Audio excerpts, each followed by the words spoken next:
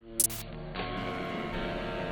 back again with another motherfucking sneaker review for the people. Yo, we got some Taupe Haze 4s. Not gonna lie, fire. They're not as fire as I thought they were gonna be before I saw the sneaker, because I looked at it and I saw that it has like this like cracking snakeskin shit on it. Their scales protect them from friction. Snakes!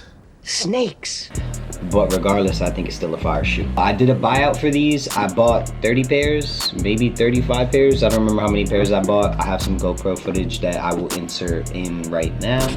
Of these? Yeah, like I wanted all 200. all 200. Yeah. Here's my size 9. This is going right to the toe. Right now. Pulling straight to the toe. Wearing them right out of here. I was thinking I missed it. I was like, hey, you kind of growing on me a little bit. I think these are probably one of the best 4s that they've dropped recently. It definitely looks a lot different in person. Yeah. I thought it would have more of like a sandy type vibe. Like more of the Travis look. Yeah, exactly.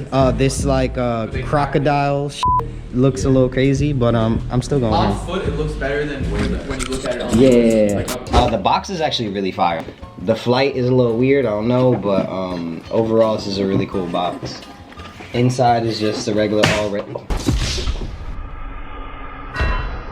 Inside is the regular all red bobs. As far as the shoe itself, this is a really solid shoe. I'm not gonna lie. I fuck with it because it is very neutral. You can wear this with anything, honestly. I wore it with pink, red, black, gray, brown. I've probably wore it about 5 times already, 6 times. And I got them a little bit ago. What was throwing me off is it has this weird cracking on the end of it. It's like it looks like snakeskin, but it's kind of like cracking. I've wore it quite a bit, so it's wearing down a little bit, but it gives the shoe like a weird like color. It kind of makes it a little more like, it's not necessarily tan, it's kind of like a off tint pink, weird snake shit. The black laces is fire though. You know, the back got the good Jordan, regular back tabs, bottom regular vibes. Honestly, there's nothing really too crazy on the shoe. The tongue is alright, tongue is cool.